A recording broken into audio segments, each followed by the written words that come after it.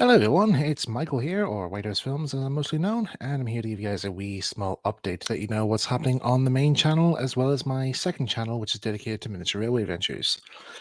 So it has been a while since I last did a live stream, which was basically giving you guys an update onto the Model Railway Club's replica of the Northwestern Railway, and yeah, I've got a wee bit of an update for that there, just for you guys to see, what's currently happening.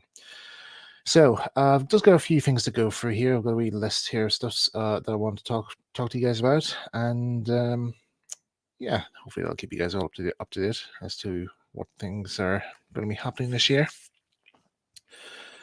Okay, so obviously, first of all, let's start off with the progress of the club layout of the Northwestern Railway. Now, since the last update, we were busy working on uh, getting the tunnel between Tidmouth and Natford made up, and Tidmouth is also getting some work done on itself with track ballasting platforms, the usual stuff. Um, Recently, that's all now put to a halt for the moment because we are currently moving to a new premise in the town. There's a few reasons why, but it's a bit of a long story to go into, and I don't really want to I don't really want to tell the story because it's not really a pleasant story, but it does end with a happy ending in a way. Well, for us, for the club anyway.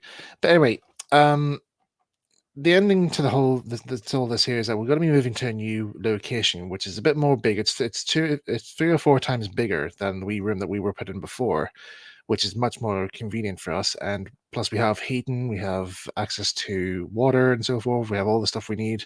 So it's pretty much exactly what we really wanted from the very start. And this was given to us by a local school, who we are very grateful to them.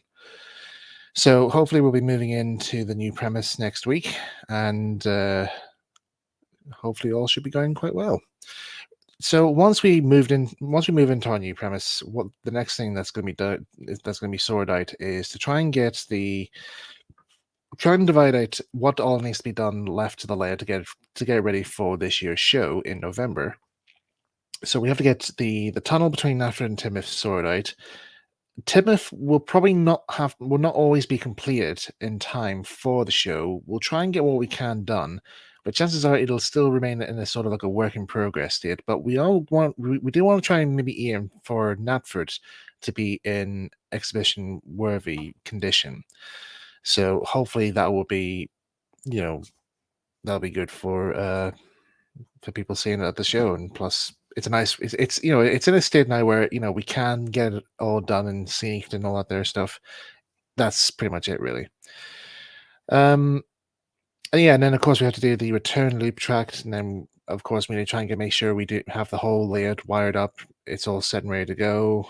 Um, Try and do a full test run with some engines. Try and recreate the original sequence. Make sure all the locos all perform it well. The usual stuff. You know how it goes. So that's basically that. And hopefully we'll get through the show okay, and without any issues whatsoever. Then hopefully after the show we can then focus down on getting the layout properly finished off and get Tidmouth made up, and then see where we go after that. It's really all down to the club now. So that's currently how things are going with Northwestern Replica. And in case anybody's wondering about what did the Audrey family think of it, I did actually, when I was at the Audrey Extravaganza, I did actually show Veronica Chambers, Reverend Audrey's daughter. She actually was um, very interested in the project because when I met her last year, a friend of mine introduced me to her and told her what my club was doing, and she was very excited to see this progress. So during the this year's extravaganza weekend, I showed her some pictures of the layout in its current state, and I says, "This is where we got to so far. We're literally pushing for time, trying to battle against the clock to try and get it finished in time for November." And she was very impressed, like how far we actually gone. She was amazed that we actually are copying exactly how her father made the original layout, and she thought it was absolutely fantastic and wished us the very best. So that was good. That was good. Well, I'm glad we have the Audrey family supporting our project, and they're pleased with the results. So, so right now until the show, myself and my friend Timothy Yard were going to be busy working on replicating the original rolling stock and engines. So we've had quite a bit of a busy time during the Audrey extravaganza trying to do our research and get some reference photographs of the original engines and trying to decipher various things, mostly paint choices, because quite a number, most of all the models are all repainted since the 60s in Humbrol colors. So we're trying to see if we can decipher what shades of Humbrol paints were used, and we've managed to decipher a few colors, which we might reveal maybe in another time, um, but yeah, we were quite pleased that we managed to get those sorted out.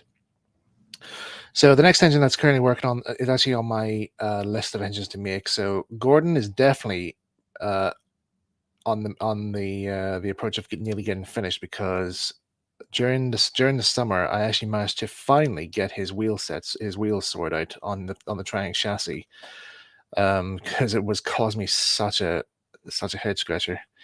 But I managed to find a way of how to get his valve gear to work, and so yeah, hopefully he'll be ready in time for the November show to feature on the Northwestern layout. Um, After that is Percy. I'm going to be using my own Percy just for this layout for the time being because um, the Bachmann chassis just seems to do okay. Does I've ran it in that much since I got there, so it seems to be performing okay. So might as well just use that again. It's going to have a different body this time compared to what you've seen it before. So it's going to have a new body shell fitted onto it there, but it'll still have the original Bachmann wheel sets and that sort of stuff. But hopefully, at some point in the future, we'll see if I can get maybe a new model to replace that. But we'll see.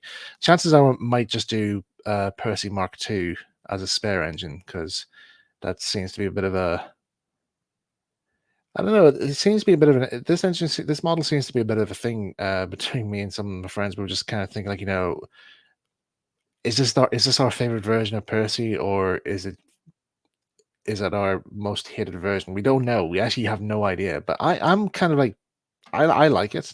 I like it, but I still kind of lean towards the original because that's what Percy was originally meant to look like. So I have to stick by that.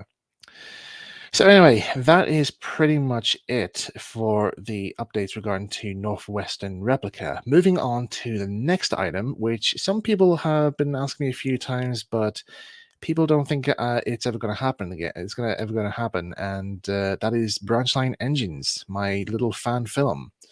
Now, I haven't actually said much about Branchline Engines this last while, because, well, first of all, I've been very busy during this year because of my new job, and that's now my contract for that there is now going to be up at the end of the month, and I have to try and see about finding some more work. But um, in between my shifts and that there, I have been giving Branchline Engines some thought in terms of how it's going to be made, how certain scenes are going to be done, looking up references to try and understand how a certain effect will be done. And yeah, the more I plan, the more time is not being used to actually make the film. And my studio now is actually now turning into a storeroom. And what I'm meant to be using for the actual um, setup to make the film on is now also becoming a bit of a workbench. So it's a wee bit cluttered up. So I'll need to go in there maybe some point during the week and get it all tied up. But what I can confirm is that week after next is going to be donated to Branchline Engines because a friend of mine is going to be coming over to help me specifically for the film. And we're going to try and see if we can film some of the scenes that take place in the film. We're going to try and we're going to actually have a go at building one of the main large sets, one of the larger sets that's going to be made for the film. There's only in the whole majority of the film, only two sets are going to be large ones. All the rest can be very small ones that can be easily be made up. and I can film on my own. But for these other two, I need an extra pair of hands to help me out with it. So this friend of mine's coming over to give me a hand, and we'll try and see we can devote a whole week to try and get both the models and the set and the filming done within 1 week. So it's gonna be a wee bit of a time-consuming thing, but hopefully it'll be a week worth spent. I suppose that's probably the best way to say it. But yeah, like I said, nothing really much has been done regarding to Branch Engines this year, apart from the making of some more models. Some more models have been made on my 3D printer, which if I hadn't actually had a 3D printer since I began this film project, I would still be scratch building the engine sheds at this state here. But yeah, 3D printer has literally pretty much saved the film in this case. So I've got a whole majority of buildings in a box behind me here that still needs to be painted up. They're all assembled. They're all built up and assembled here, but they just need to be painted up. So I'm gonna have to take some time off to get them all painted up. And there's still some buildings that I actually need made up that still haven't been constructed yet. Most of these are platforms and bridges, but what can you do? What can you do? They're the platforms are easy enough to make up, so yeah, it's easy enough to make. And and then of course I've also got the big rebuild of my close-up model of Thomas, which if you guys remember, I did a Christmas message video a while back, and I actually revealed I had a huge, large close-up model of Thomas that was going to be used for the film. So that prop is actually going under a huge rebuild at the moment because there are some bits in it there which I didn't quite like. And a friend had approached me saying, "Look, I've got some files here for an E2. Would you be interested if I use the parts? If you use some of the parts from out there for your model?" I'm like, "Yes, please. Let's give it a try."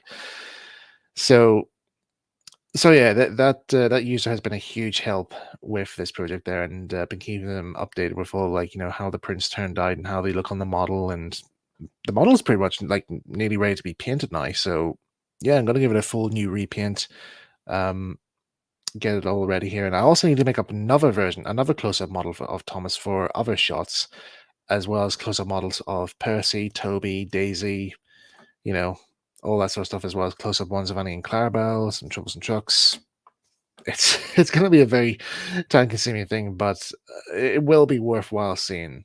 When you see how I'm going to be filming all this stuff here, it's going to be worthwhile. Plus, it's I actually do hope that this project will help enhance people to not lean towards digital effects for their projects and try and see that there's a way you can actually make certain things by hand, because that's what I want Branch Engines to feel. I want it to look handmade. Everything you see was all done by hand.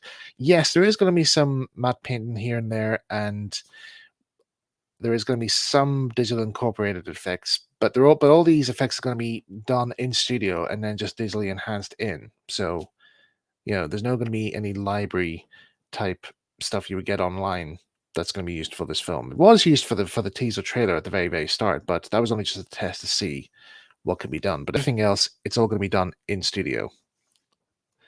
And hopefully there'll be maybe a behind the scenes video where I might decipher how each effect was made and explain how it was all done and so forth. But yeah, that's that there. And in regards to our filming of Branch Engines, there has been an animatic has been made for the Thomas Comes to Breakfast sequence, and that has all the voice actors doing their lines, minus two voice actors because they haven't actually. Well, one of them hasn't got their lines recorded yet. I have to get around to ask them to arrange a day or time to get them recorded, and the other one has to re-record their lines because unfortunately their lines got lost in an accident, which I'll explain in a wee minute. But they said that they will re-record them again when they get some time free, so that's all good. Right, that's pretty much all for Branch Engines. Can't think of anything else that I want to decipher about it.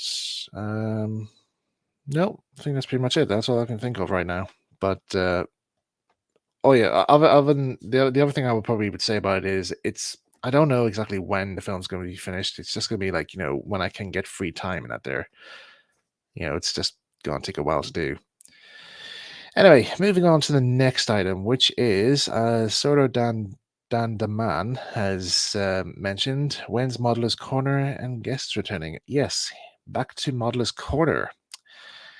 Now, it has been a while since Modeler's Corner has been shown on the channel, and the reason why was because, well, I didn't really feel like doing any Modeler's Corner anymore because I was kind of hitting burnout at making models. Plus, I didn't have any models to work on. I didn't have any materials or anything that would be handy to show. The only models I actually did wanted to make up, which were models for Branchline Engines, but I didn't want to show those on camera because I wanted to keep them as a surprise for when the film is released. So I couldn't show any of those. So I didn't have much regarding to the Reverend Audrey replica stuff. There were still some bits I still hadn't got any assets for and so forth. So yeah, that's why I couldn't do any Modeler's Corner for a while. Plus, I was busy with work as well, so I couldn't get time free to get everything planned and arranged to see who's interested in coming on and that sort of stuff. Because yeah, I mean, Modeler's Corner, yeah, it is good fun out there, but quite a wee bit of planning on my behalf has to go into it to see what's the whole theme going to be. So I needed a bit of a rest. Like I said, I need some rest from Modeler's Corner because it was just a continuous thing. I want to try and have something new from the channel rather than continuous live streams every now and again. So yeah, a while ago, I think maybe at the start of this year, actually, I was thinking about what would happen if we did bring back Modeler's Corner again for a new series. And I did talk to this to my friend Tom. You remember being one of the main guest stars in the streams. I might as well call it a series because that's pretty much what it is. And I did say to him, I have this random idea for a new version of Modeler's Corner, and I just want to see what would happen if we did it like this. And well, I'm just trying to think what would be the best way to say this now, because should I actually say how it was going to be done or wait? Well, I might as well explain it now because well, because the main thing is I don't think we'll be able to get any Modeler's Corner stuff done this year because there's so much to get done this year anyway that I have to try and sort out.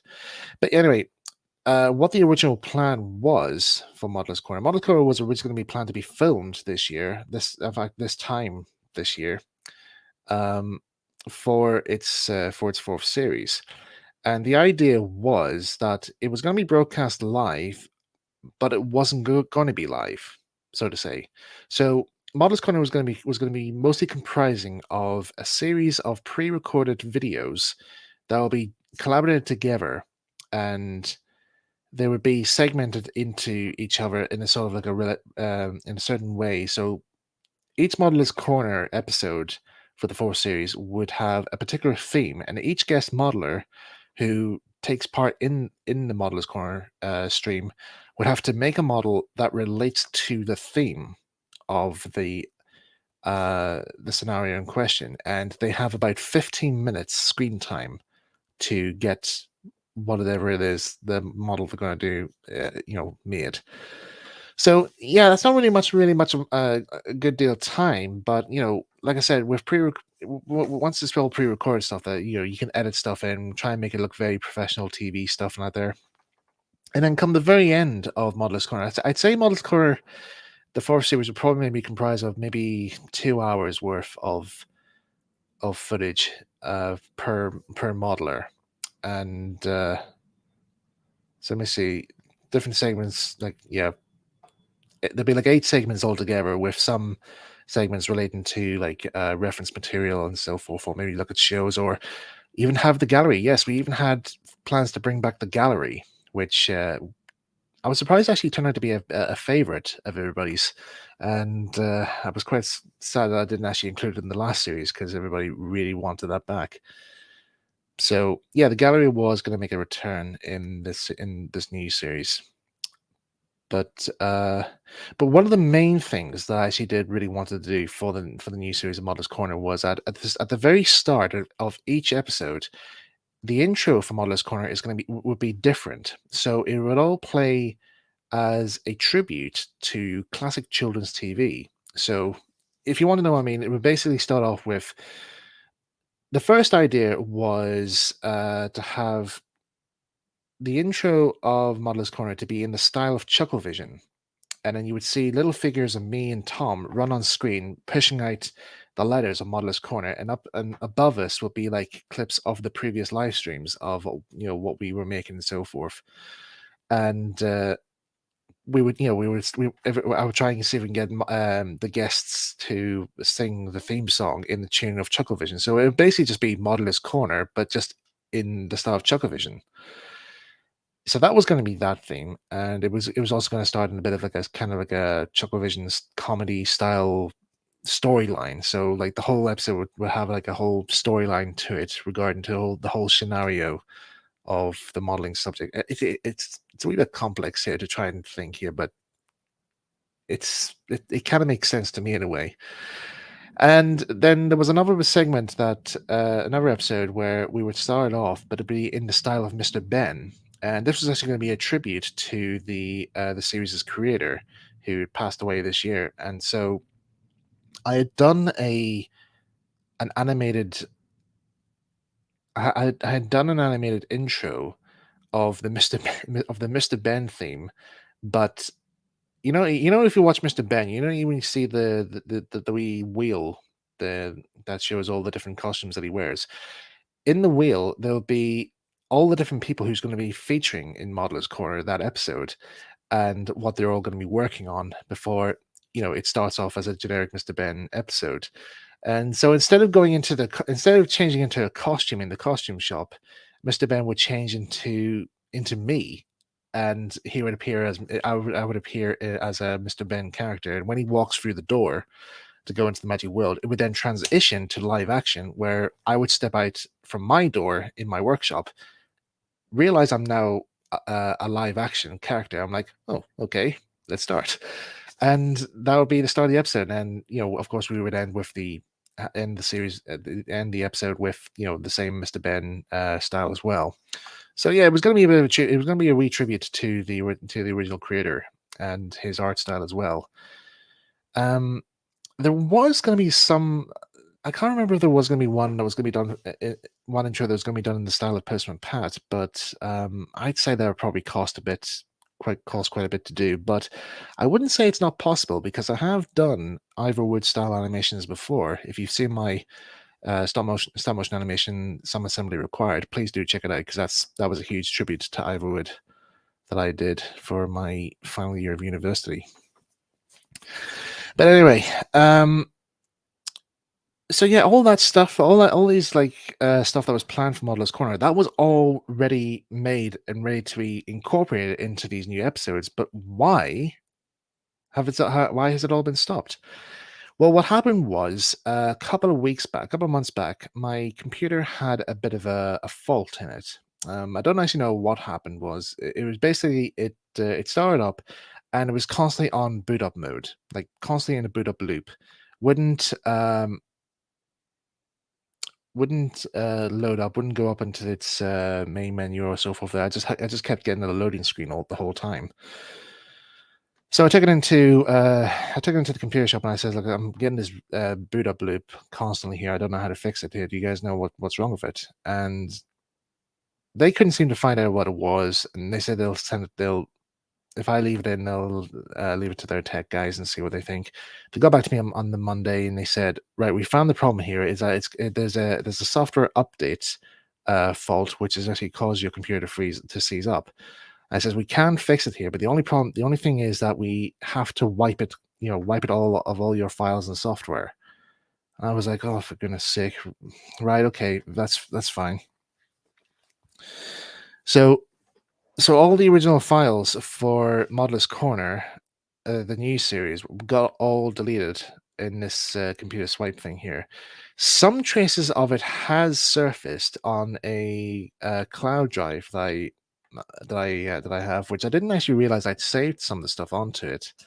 But there you go. So there are some bits of the Mr. Ben intro sequence has made it into this drive, but everything else, like the Chuckle Vision intro stuff like that, that's all gone. It's all lost now. So I can't retrieve that now. So I'll pretty much have to redo that all over again. But new things are in the works that I need to talk to you guys about during this update here. So, but yeah, Modelers Corner will return, but not just yet. It will return in a new style, but yeah, some time will need to be put aside for it and to see who's all available. I know Dan, you said you'd be interested to come back. But I'll need to see who else is looking to come back as well, because some of the modelers who were on Modelers Corner now have their own lives to sort out now. Um, some of them are getting married, some of them have relationships of their own to sort out. So I want to give them their own personal space and let them do their own things. So, but who knows? We might have some new modelers maybe in Modelers Corner that like to share their skills and hobbies to the modeling community. So yeah. So that's all for Modelers Corner section on this update. Let's move on to another item, which is one item which I never thought I actually would talk about, because it was planned from many years back there, but Modelers Corner seems to have taken its place, and that was my workbench videos. So I always like to do workbench videos for the channel, and if you remember my channel from years back, it's you'd always look forward to the yearly workbench video update, where I would do like a slideshow of my current projects that I'd made during that year to the music Sonic Boom from Sonic CD. And they've then been transitioned to becoming like actual video workbench videos, where I go through the whole process of making a certain item. So but Modelers Corner seemed to take that place, though, because I was doing it live. That way, you'd be seeing me working on something live in a video case, and yeah, there was nothing really much actually else to say about that, really. But I kind of did miss the start, miss the excitement of actually putting together like the whole edited video of a workbench video build, and just go through the whole stages from start to finish. I think my favorite is still my 10-year anniversary video, where I made Thomas Mark III from start to finish, and it may have lasted about three and a half hours or so, but it was worth watching all the way through for if you want to find some little snippets along the way. So yeah, that's something I want to try and maybe do again. But in terms of what to model, um, that's really all down to what I think will be worth making a video about, or maybe a workbench video covering certain topics of modeling. Maybe that's something maybe for the future that we'll probably maybe do for the workbench videos. Modelers Corner will just have be its own thing, where I would just we would make a certain thing, but the workbench videos will probably relate down to the basics of railway modeling, and talking about what various tools you need for making your models with, or various tips of say painting or priming. Or I would like to do another video covering how to convert Triang locos to have Romford wheels or market wheels, because nobody has ever done a video of that. Nobody has ever done a coverage video on how to do that there. And I've looked up on model forums, I've looked up on YouTube out there for topics on out there. Nobody has done this coverage. So I want to try and see if I can do a video which explains to people how do you do this if they want to have a Triang model running on their modern day track without the model jumping off the rails and so forth. Yeah, and then just maybe talk about other various items as well. So we'll see how it all goes. But a workbench video would be nice to make again, just for old time's sake. I doubt I would do it to the Sonic Boom music again, because I'd say I'll probably get copyright strikes for that there. But I don't know. Maybe there might be a way I could work around it. We'll see. But yeah, I think there might be a good way to coming on to the next segment here. This actually might be a good way to bring back the workbench videos because a while ago I actually put onto my channel community section um, with a wee question to everybody asking, like, what would you, what Reverend Audrey model related item would you like me to cover in a new video in the future?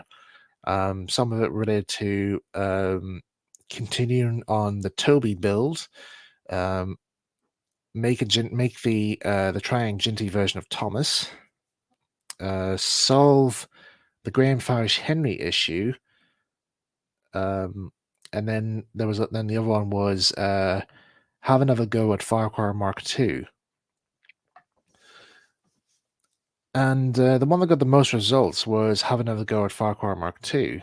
Now, it's funny that people actually did voted for that one there because recently, during the Audrey Extravaganza, I've been studying a bit more of Farquhar Mark II and trying to understand its build, how it was all assembled, what was all used to put it all together, and so forth.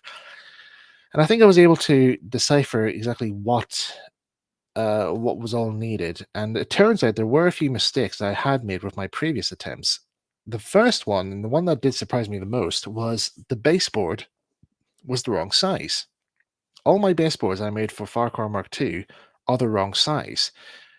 I don't know where I went wrong with it because I was following original notes, but apparently some measurements turn out to be something else, turn out to measure to something else. So that's something I have to try and understand. But during the last Logic Extravaganza, I was actually able to get some time to properly measure Farquhar Mark II and understand exactly how big each board is and what type of timber was used to make it. So we was able to get that all deciphered and found that it's actually a lot smaller than I found out Farco Mark II is actually smaller than you actually think it is than I thought it was going to be when I made my replica. So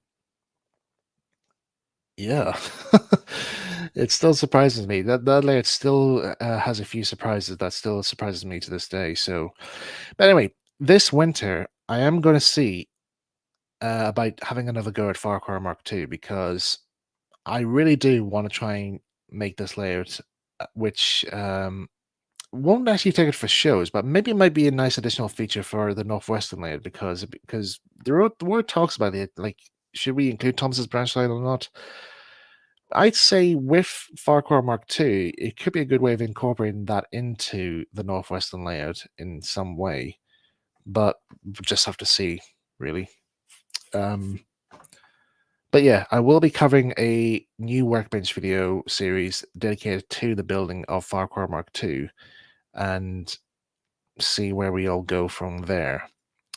Probably I do it in the same style as I did it with my Mark one, where I just like make a new playlist and just like take it all down to certain steps like baseboard assembly, track laying, ballasting, scenery, electrics, that whole shebang.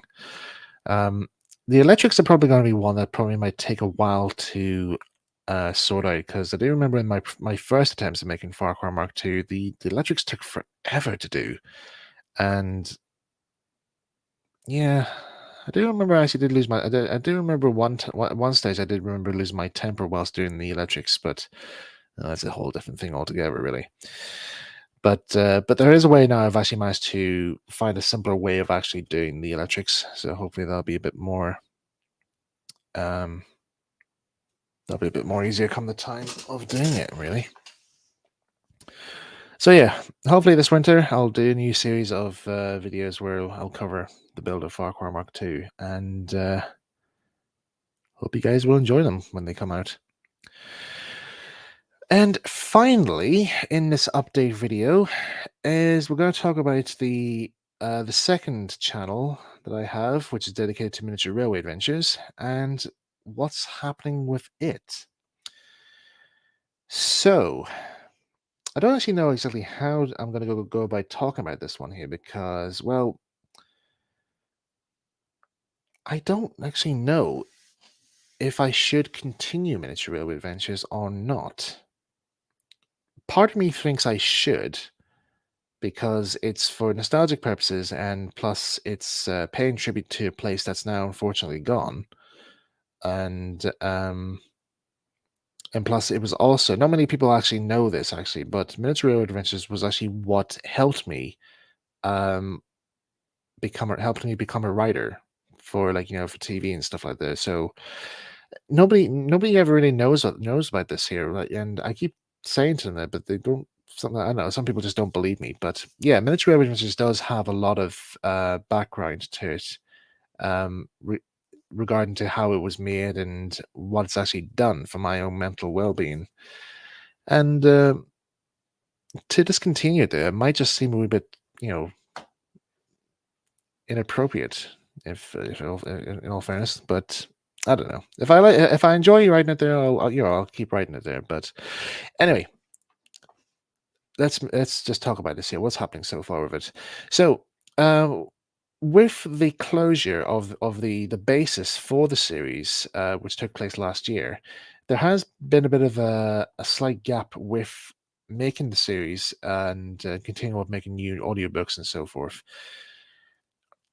There had been a small urge to continue the series and to try and form up a new team, but sadly that hasn't seemed to be turning out as well as I hoped it would be. But I will tell you how things are going at the moment. So when when the basis of of the series got closed, myself and my friend Casey Jr. had a talk, and if you remember watching on the one of the channel's live streams, Casey came onto a live stream with me and announced that he was resigning from Miniature Road Adventures as one of its writers. So that kind of left me in the position of continuing writing the series on my own. But looking back as to how many stories that were planned for the series, as far as I know, Miniature Road Adventures has like maybe roughly 50 stories in total. And uh I couldn't really, write all the series on my own. So I had to see by getting some help. Approached some various fan writers who are very well talented in the literature format. And I asked them, like, would you mind giving me a hand with this series I'm writing? Because I need some extra hands, and I'm not going to be able to get these stories written in time. So yeah, they said they would lend a hand, and I asked them, okay, so this is a list of the stories that we need written up so far to complete the first series, because at the moment, Miniature Adventures is being distributed in random order, so not all the stories are in canon order. So the ones that are still yet to be written for the canon order sequence of the series, there's about 3 stories left to write, and they comprise of, oh god, what's the names of the stories? Okay, so series one has 11 stories, and most of these have already been done.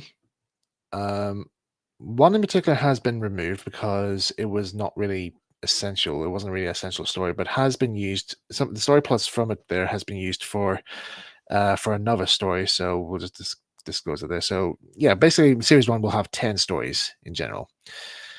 So the next 3 stories that are being on the waiting list to be made is Grange's Chime, episode 6, Love Hurts, episode 8, and The Signalman, episode 10.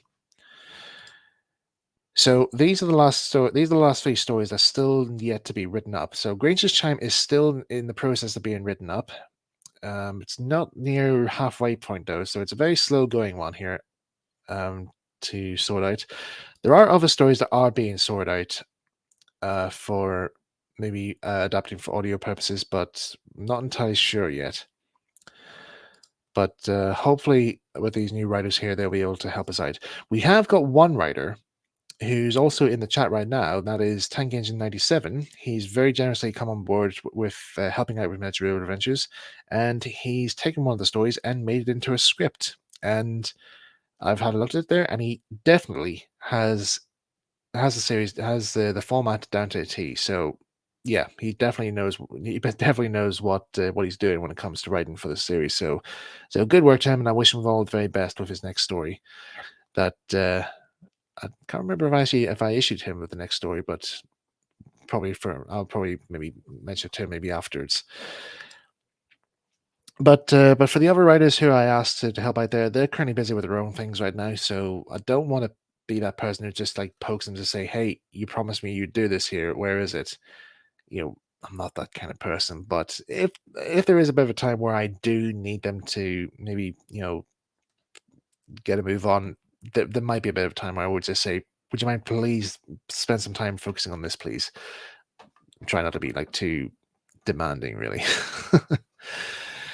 So the next audiobook will be a while to make, will be a while to be released. I'd say the next one will probably be next year, which will be, of course, Grange's Chime. And then as for the other two, who knows? We'll see how it all goes from there. So once these stories have been written, the next stage is going to be sorting out the next series of stories from Miniature Railway Adventures, and that is that we're going to be going away from the audio version, and we're going to be making Miniature Railway Adventures into an animated series. So, with my current job right now, is that I'm working as an animator for children's television. I'm using this work experience to get into the habit of being an animator and working with 2D animation software. And it has been my ambition to adapt Miniature Railway Adventures into a animated series. But what style, what appearance will the characters have? I have no idea. So I've approached a few artists in the Thomas fan base to try and give me their impressions of the characters, giving them notes of the characters' descriptions and so forth. And some of the results they gave me were actually very impressive. I must admit. There was one artist who did a very good drawing of Casey and Jane, which I think we might just maybe go for that style actually, by what they did, because I was very, very impressed with this. Um, but uh, but yeah, I need to get around to actually getting all the character rigs made up, and also one thing that will be returning to Miniature Railway Adventures is the full cast version. So if you remember the early days of Miniature Railway Adventures, not the original Search for the Lost Engine audio, but if you want to remember that one, go for it.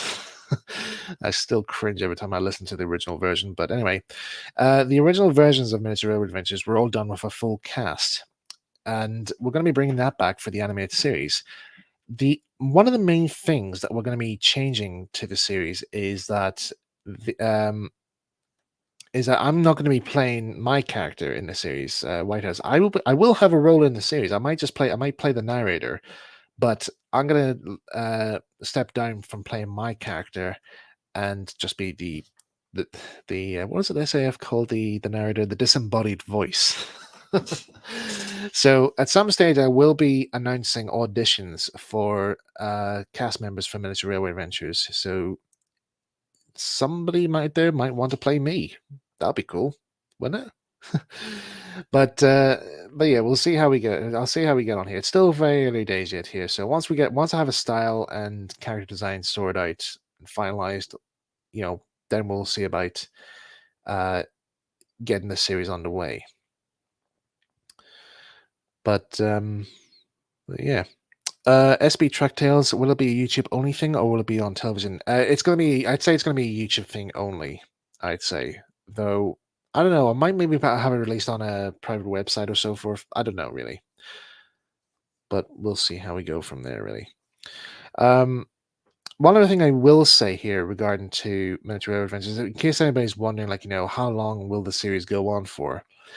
Um, Miniature Railway Adventures will comprise entirely of 4 seasons. Let me see. Two mini episodes. Let's see. One, two, three, four, five specials and one feature-length movie. So that's pretty much how I've comprised how I've planned Miniature Railways to be. This is all planning all the way back to um 2008 when we started the series here. So yeah, a lot of planning has been made to this series here, and it will look into the characters' backgrounds, how they evolved during their time in the series, and What I can say what I can say here at the moment is that, in case anybody's wondering how the series will end, it will reflect something similar to what happened to the real thing, because that was also something that me and Casey were concerned about when the original basis for the series closed. We don't know how would that affect Miniature Railway Adventures. Should we like continue on as if we ignored it or something? But it kind of would make more sense if we kind of followed it true to the original basis, and how this affected the characters entirely, every single character in in the series. But there we go. I think I actually might also just want to send a small request as well here, to if there's any other fellow writers in the chat who's watching this video now.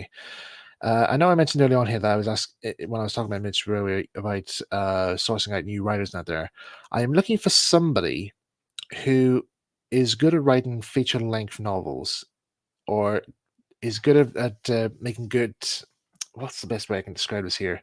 Is good at writing adventure-style stories, because the feature-length special of Miniature Railway Adventures needs some work done, but I don't know. We'll see how we go from there here. But if anybody's interested there, you know how to contact me via how do you contact me via YouTube?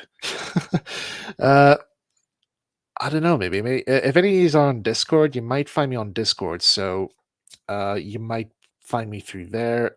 If you're on SIF, contact me through there. Or I don't have Twitter anymore. I keep forgetting about Twitter. Actually, truth be told, I actually am back on Twitter, but I'm on a ghost account, so you won't know where I am. But I am back on Twitter, but I'm just on a ghost server, so I'm not really posting anything. I'm just there just to be kept up to date about by certain things. But anyway, but yeah, if anybody's interested in helping me out writing the feature length novel, yeah, do feel free to contact me in the best way possible, and I will arrange a way for you to arrange for like a sort of like a, I don't know, one-to-one voiced chat or something or other, and then we can talk about the whole um writing process for it. Okay, guys, that's pretty much all I have to say now regarding to updates on both my main channel and Miniature Railway Adventures channel. Hope that's all kept you all informed. I don't know when the next video will be, but hopefully it'll be a video coverage of the Northwestern Railway's first exhibition outing. And yeah, that's pretty much it, really. So I'll let you guys go. Have a good Sunday, and I'll see you guys soon. See you, bye.